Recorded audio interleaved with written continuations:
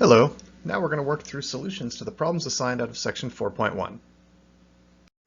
First up, form a polynomial whose real zeros and overall degree are given. So, if a polynomial f of x has a particular number r as a zero, okay, so we have f of x as a polynomial, and f of r is 0, then what we immediately conclude is that x minus r is a factor of f of x. So, since we have zeros -1, 0, and 2,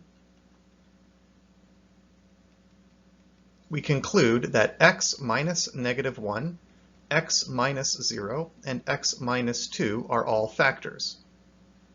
In other words, f of x must look like something which could still be unknown, but times x plus 1, x, and x minus 2. Now the overall degree of this polynomial, if I was to multiply all of this out, I'd have an x times an x times an x. I would already have an x cubed. So there would be some unknown factor out in front, and then if I was to distribute all three of these things out, I'd have x cubed plus smaller powers. In other words, I already have degree 3 right here. So even without putting anything unknown out in front, we have a polynomial with the necessary degrees and the correct overall degree. So we don't actually need anything out in front. We can just say it's the polynomial x plus 1 times x minus 0, but I'm not going to bother writing it, times x minus 2. And we can just call that a day. And it shouldn't be necessary to expand all of this out. If it is, it's just a matter of a bunch of distribution. You'll end up with x cubed minus x squared minus 2x if you needed to distribute all of this out for some reason. Okay, moving on. So now we are given that it has certain zeros with certain multiplicity. So if f of x is a polynomial, f of r equals 0 with multiplicity k.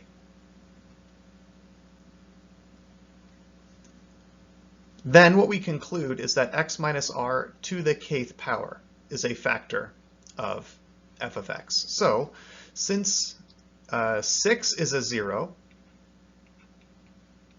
with multiplicity 1, we conclude that x minus 6 to the first must be a factor. Similarly, since 3 is a 0 with multiplicity 2, we conclude that x minus 3 to the second power is also a factor. So f of x must look like possibly some extra stuff, and we'll figure that out in a second, but it also includes x minus 6, and it also includes x minus 3 squared.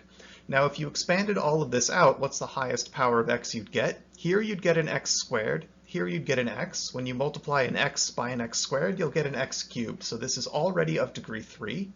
And since we were asked to construct a polynomial of degree 3, we don't need anything unknown out in front. So I would just call this x minus 6 times x minus 3 squared and call it a day.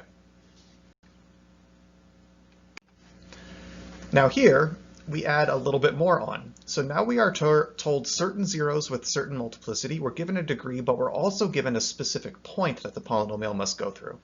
So quickly, we're going to construct some factors. It must contain x minus -2 to the first. It must contain x minus 1 to the first, and it must contain x minus 4 squared. In other words, x plus 2, x minus 1, x minus 4 squared. So f of x should equal all of this, possibly with something else out in front. Now already we have an x, and an x squared. So overall we'll have x times x times x squared. This is already of degree 4. And what this tells us is that if there's anything in that question mark, it doesn't have an x in it. It'll just be a number. Okay, so f of x is some unknown number times x plus 2, x minus 1, x minus 4 squared. And in the previous problems, we always just left that unknown number as a 1. But now we see that f of 3 must equal 20. Okay, so we're going to go ahead and see what we get when we plug in 3. I know I want to get out 20. What I actually get out is an unknown number a times 3 plus 2 times 3 minus 1 times 3 minus 4 squared. Okay, so this is a times 5 times 2 times 1 squared, negative 1 squared, sorry. Negative 1 squared is, of course, 1. 5 times 2 is just 10, so we get 10a, and f of 3 was supposed to be 20. Therefore, we conclude that a equals 2. And so up at top, we can write f of x must be that unknown a, which we've just determined is 2, times x plus 2 times x minus 1 times x minus 4 squared. Okay, note that multiplying by a number out in front doesn't change the degree of the polynomial, and it also doesn't change what the zeros are. Okay, so multiplying by a number here doesn't change the fact that if you plug in negative 2, this evaluates to 0, so overall we get 0. It doesn't change the fact that if you plug in 1, this evaluates to 0, so overall we get 0, etc. Sometimes what we see is people try to contain the point 3, 2. What they might do is they might say, if they didn't have that a out in front, they'd say, oh, f of 3 is 3 plus 2 times 3 minus 1 times 3 minus 4 squared.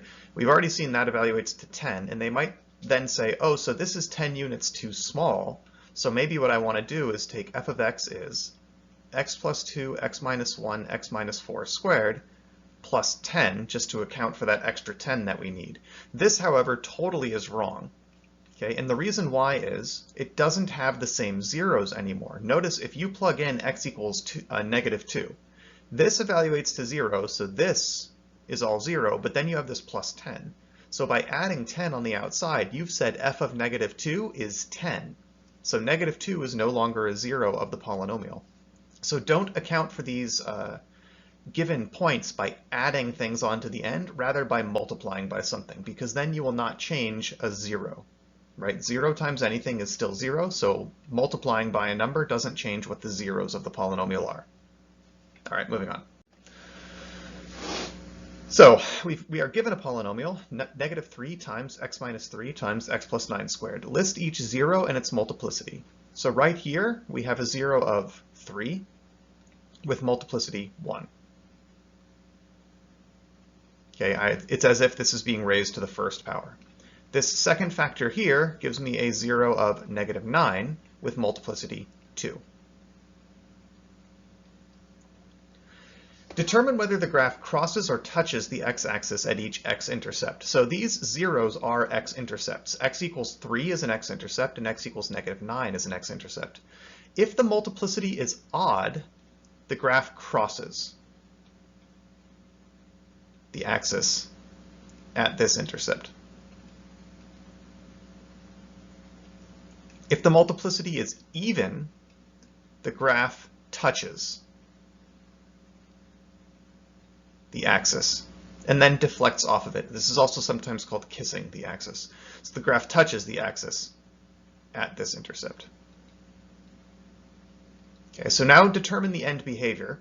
So polynomials always go off to infinity in both directions, unless they're constants.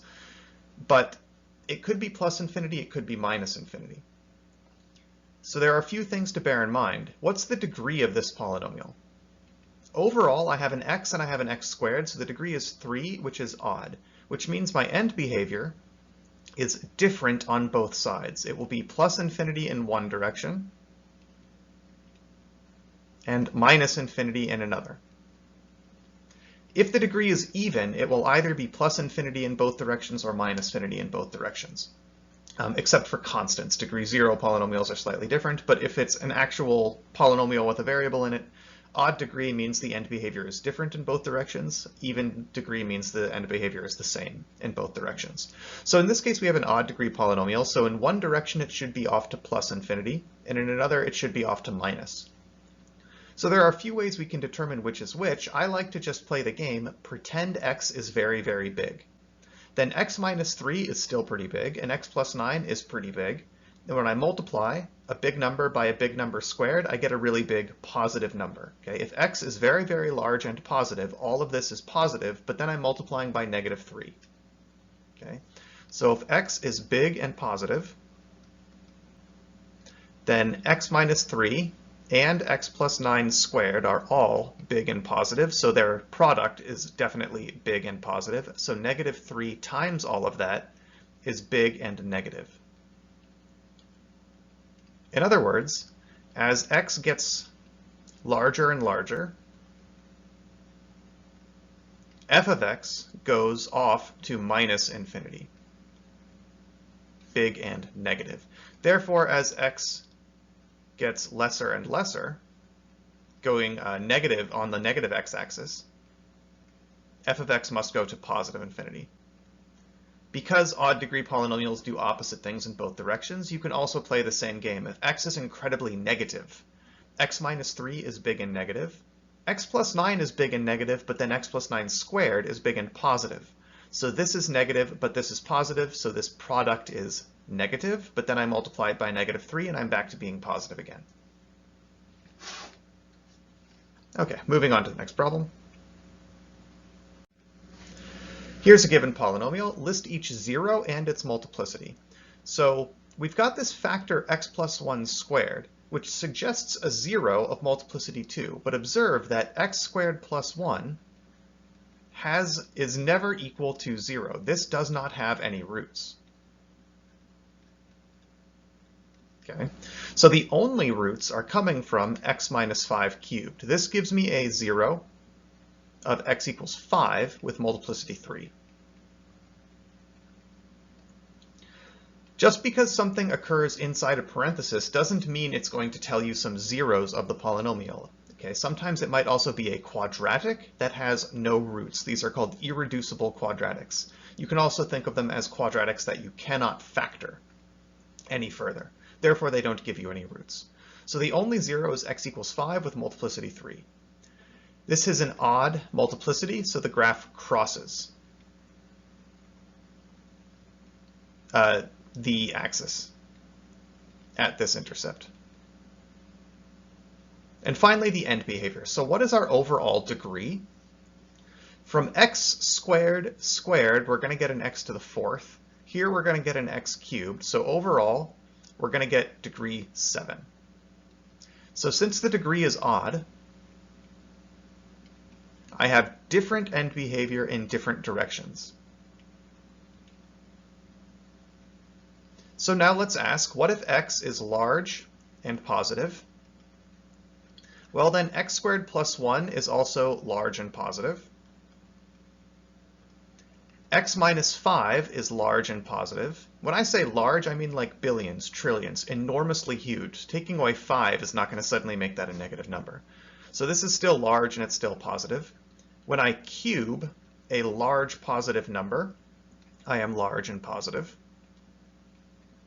I forgot to earlier account for x squared plus 1, it needs to be squared, but if x squared plus 1 is large and positive, when I square it, it's still large and positive.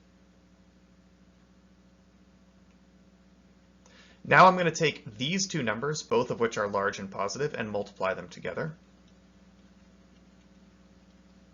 Well, the product of two very big positive numbers will be very big and positive. And the only other thing remaining is to multiply by 5, but that doesn't change whether something is large and positive. So overall, if I made x large and positive, f of x, we have finally determined, must be large and positive. So as x goes to infinity, f of x goes to infinity. And since the degree is odd, if x is going to minus infinity, the function must do the opposite. An odd degree polynomial has opposite end behavior in both directions. So for positive x's, f of x went to positive infinity. So for negative x's, f of x must go to negative infinity.